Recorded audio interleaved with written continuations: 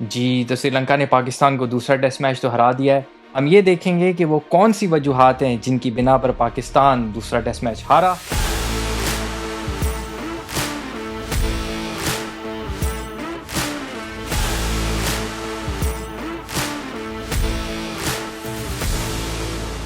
एक नज़र मैं चाह रहा था कि बॉलिंग एवरेजेस पे पाकिस्तान की टीम की डाली जाए, और उस हिसाब से अगर आप देखें तो क्लियर एक चीज़ पैटर्न नज़र आ जाता है कि शाहीन शाह को हमने बहुत ज़्यादा मिस किया दूसरे टेस्ट मैच में, क्योंकि वो अर्ली ऑन हमें विकेट्स लेके देता है। इस सीरीज़ में, इस पहले मैच में भी उसकी एवरेज, उसकी इकॉनमी, उसकी स्ट्राइक रेट मतलब सबसे ऊपर और सबसे अच्छी थी।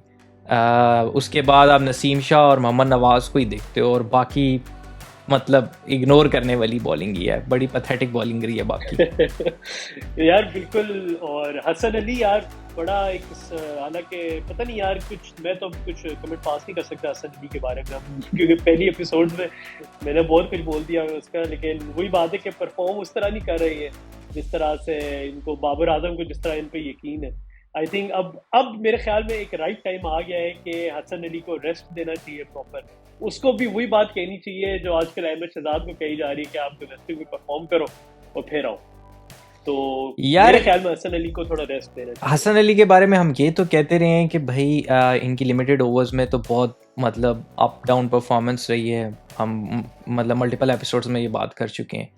लेकिन अब हसन अली के बारे में आप ये नहीं कम से कम कह सकते कि इन्होंने डोमेस्टिक में परफॉर्मेंस नहीं दी। ये काउंटी में गए, इन्होंने काउंटी में बहुत अच्छी परफॉर्मेंस दी, वहाँ पे इन्होंने विकेट्स भी ली। लेकिन अब अनफॉर्चुनेटली बात यह है कि काउंटी की कंडीशंस अलग हैं और श्रीलंका की कंडीशंस अलग हैं, और श्रीलंका में आपको उस तरीके से बॉल हिलेगी नहीं जिस तरीके से इंग्लैंड की कंडीशंस में हिलती है। तो बहुत ही मतलब लेकिन तो अभी देखें, ये तो बड़ी मिक्स ही बात होगी कि अभी अगर वो डोमेस्टिक में परफॉर्म कर रहे हैं, डोमेस्टिक के बाद इनको काफ़ी चांस मिला है अभी इस सीरीज़ में, वेस्ट इंडीज़ में भी, तो परफॉर्म नहीं करे अभी। इनको क्या वही एज अ जो विराट के साथ किया हुआ है, रेस्ट करा दें इनको एज अ, क्या इसका क्या सोल्यूशन है? यार मैं वही कह रहा हूँ कि लिमिटेड ओवर्स में तो आपको समझ आती है कि इसकी परफॉर्मेंस नहीं ठीक, लेकिन टेस्ट मैच में अगर आप इनका इंटरनेशनल रिकॉर्ड भी देखो अभी तक, और इवन काउंटी का रिकॉर्ड देखो, क्योंकि इस सीरीज से पहले वो काउंटी खेल के आ रहे हैं, तो उनकी सिलेक्शन पर तो हमको आप डाउट नहीं कर सकते, क्योंकि वो तो परफॉर्मेंस बेस्ड सिलेक्शन में है। अब ये 2 मैच उनके बहुत बुरे चले गए हैं। अब पॉइंट ये है कि क्या आप उनको अब test scheme of the things में भी अब निकालना चाहते हो, और अगर आप निकालते हो तो पीछे आप और तीसरा फास्ट बॉलर कौन है आपके पास? क्या आप हारिस रऊफ को डेब्यू कराओगे? क्या आप फहीम अशरफ को आपने सेंट्रल कॉन्ट्रैक्ट नहीं दिया, सेंट्रल कॉन्ट्रैक्ट से बाहर कर दिया? और वो भी एक पॉइंट है कि फहीम अशरफ को क्या आप दूसरा टेस्ट मैच नहीं खिला सकते थे?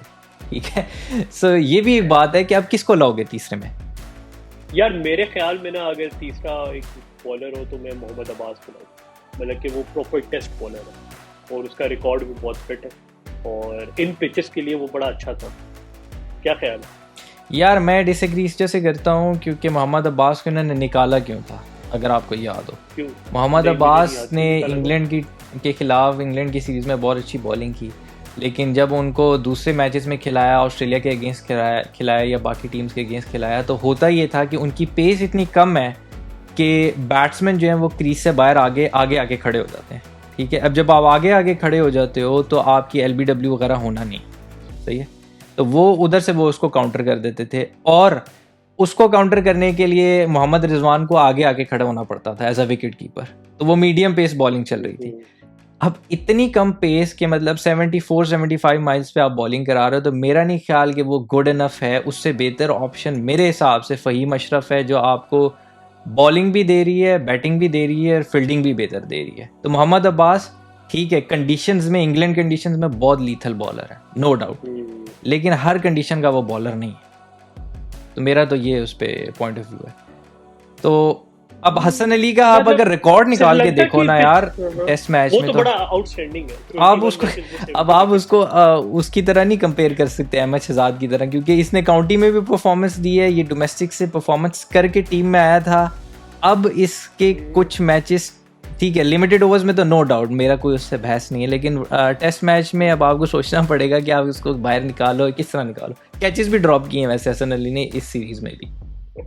यार वो तो मजे का सीन ये था कि बाबर आजम ने जब कैचेस छोड़े तो पूरे मीडिया ने हसन अली को खामखा मतलब कि काफी उस पे ज्यादा मीम्स बनाई है बाबर आजम को छोड़ के, है नहीं, ना? सही बात है, बिल्कुल सही बात है। अब यार ट्रिकी मामला है। मुझे लगता है एक आध और सीरीज में अगर हसन अली को रख भी लेंगे टेस्ट करने के लिए, टेस्ट मैच में, वनडे में नहीं, तो मुझे कोई इतना ख़ास फ़र्क नहीं पड़ता।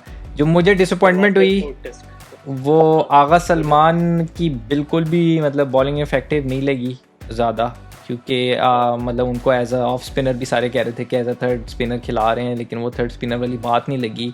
अगर आप देखो तो उन्होंने 34 ओवर करवाए हैं 2 टेस्ट मैचों में, और सिर्फ 3 मेडन्स हैं उनके, ठीक है, 3.5 की इकॉनमी है, तो वो कंट्रोल नहीं है। और अगर आप नौमान की देखो तो जो नौमान की आपकी बॉलिंग से इसमें स्टैट्स में से एविडेंट चीज़ है वो ये है कि इन्होंने एक मैच में 35 ओवर करवाए हैं और सिर्फ 2 मेडन्स हैं, ठीक है।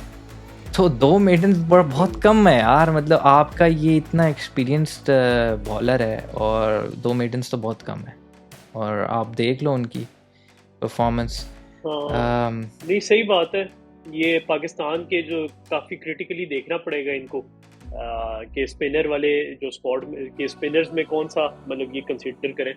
और लेकिन यार अब कोई ऑप्शन भी नहीं है ना उस तरह आप पाकिस्तान के पास कि बंदा बोले यार कि ठीक है आप नौमान अली को बिठा के किसी और कौन मतलब जो प्रॉपर स्पिनर हो यार। जफर गोहर है, जफर गोहर काउंटी खेल रहे हैं और जफर गोहर ने काफ़ी विकेटें भी ले रहे हैं वहाँ पर, तो वो ऑप्शन है और वो आपको बैटिंग भी दे देते हैं और यंग लड़का है, फील्डिंग भी दे देता है। लेकिन अब वही बात है कि क्या अब नवाज भी लेफ्ट आर्म ऑर्थोडॉक्स बॉलर हैं, जफर गोहर भी लेफ्ट आर्म है, नौमान अली भी लेफ्ट आर्म है, फिर एक डोमेस्टिक में ऑप्शन है ऑफ स्पिनर की मुबस्सिर खान की, वो मुबस्सिर अहमद या मुबस्सिर खान नाम है उस लड़के का, वो बड़ा यंग लड़का है, वो बैटिंग भी करता है, मिडिल ऑर्डर में बड़ी अच्छी बैटिंग करता है, ऑफ स्पिन भी करवाता है, लेकिन अब वो बड़ा यंगस्टर है। और जो तीसरी बात लोग कह रहे हैं, ख़ासतौर पे राशिद लतीफ़ बड़ा उसको कह रहे हैं और बड़ा उनको गुस्सा भी है इस चीज़ पे कि शादाब खान को क्यों हम टेस्ट मैचेस में कंसिडर नहीं कर रहे, कि वो आपको बैटिंग भी देता है, फील्डिंग भी देता है और वो आपको बॉलिंग भी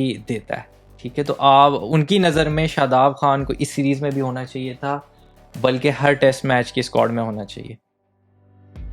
बिल्कुल, ये बल्कि शादाब खान की जब वो ट्विटर स्पेस पे आए हुए थे तो उनको सुन रहा था कि उस पर उनसे किसी ने पूछा ना कि आप क्यों नहीं टेस्ट मैच में आ रहे ना, तो एक बंदा थोड़ा वो डिसार्ड आके नहीं वो ये बंदा डिसार्ड होकर बोलता है ना कि यार अगर मुझे उधर खिलाओगे तो मैं उधर भी खेल लूंगा, तो मतलब इस तरह की उनकी सिचुएशन, मतलब कि वो भी विलिंग है टेस्ट मैच खेलने के लिए।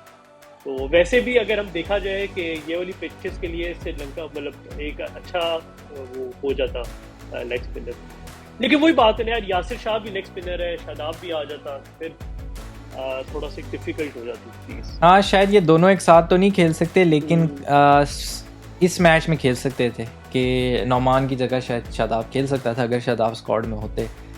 लेकिन हमने जब इनिशियल रिव्यू किया था स्क्वाड में तो हमें कोई स्क्वाड में मसला नज़र नहीं आ रहा था। अब बात यह है कि आपको ये भी डिसाइड करना पड़ेगा कि क्या आप बॉलिंग की वजह से हारे हो या बैटिंग की वजह से हारे हो। तो बॉलिंग तो चलो ठीक है, 3 बंदों ने परफॉर्मेंस की, 3 बंदों ने नहीं की, सही है, लेकिन अब बैटिंग को स्क्रूटनी करो तो बैटिंग में मुझे लगता है हम बैटिंग की वजह से हारे हैं, हम बॉलिंग की वजह से नहीं हारे ये सीरीज़।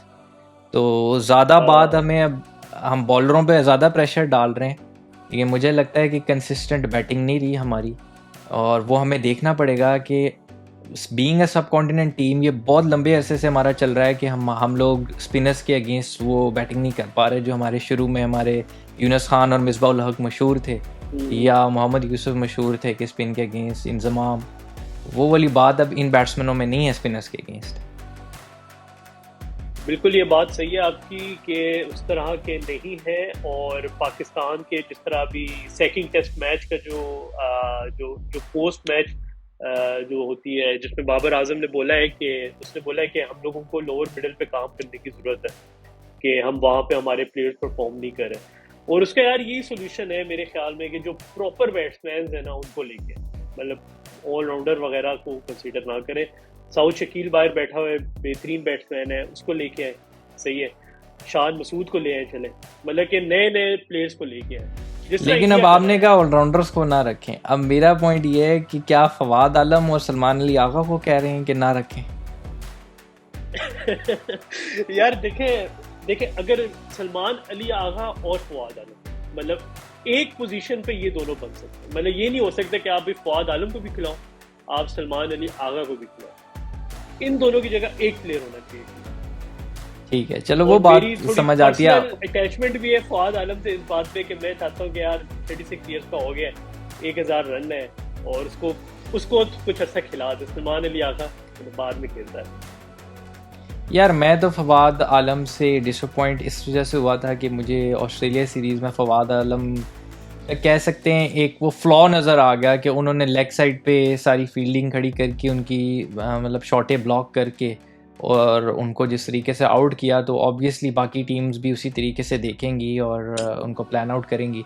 तो मैं तो कहता हूँ कि अब काफ़ी टाइम हो गया और अनफॉर्चुनेट है कि उनके साथ ये हुआ, कैरियर में नहीं होना चाहिए था। लेकिन अब इसका ये मतलब नहीं है कि आप फवाद आलम को फिट इन करने के चक्करों में बाकी प्लेयरों के कैरियर तबाह करें, सऊद शकील का या सलमान अली आगा का।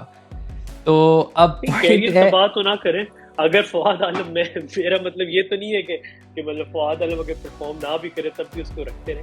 मतलब एटलीस्ट एक तो टेस्ट मैच और इसको चांस दें, और फिर अगर नहीं बनती बात तो फिर रखें। इस बात पे मुझे एक और बात आपकी याद आई कि रिसेंटली शायद अफरीदी ने भी फवाद आलम के बारे में बोला है कि यार ये बंदा थोड़ा प्रेशर ले जाता है और इसको इस चीज़ को भी सॉर्ट आउट करना पड़ेगा। नहीं बिल्कुल, अब देखो 5 टेस्ट मैचेस तो हो गए हैं फवाद को, 4 कह लो, चलो 4 टेस्ट मैचेस तो हो गए हैं ऑस्ट्रेलिया के मिला के और ये मिला के। तो अब देखना पड़ेगा कि इनको एक सीरीज़ 2 सीरीज़ और ही मैक्सिमम मिल सकती हैं। अज़हर अली की तो मुझे लगता है कि कहानी आपने मतलब ख़त्म करवा दी है। अब अज़हर अली के पीछे भी तीसरे नंबर पे कौन खेलेगा, वो भी अब सोचने वाली बात है। एनीवेज मुझे लगता है हमने काफ़ी डिटेल में और थॉरली डिस्कस कर लिया है और हमें काफ़ी हद तक आइडिया हो गया है कि बैटिंग में भी प्रॉब्लम्स हैं, बॉलिंग में भी प्रॉब्लम्स हैं और बहुत कुछ सॉर्ट आउट करने की ज़रूरत है पाकिस्तान को। ख़ास तौर पे अगले अगर टेस्ट चैम्पियनशिप में पाकिस्तान ने जीतना है और ऊपर आना है, क्योंकि अगले हमारे अवे मैचेस ज़्यादा हैं, तो देखना पड़ेगा।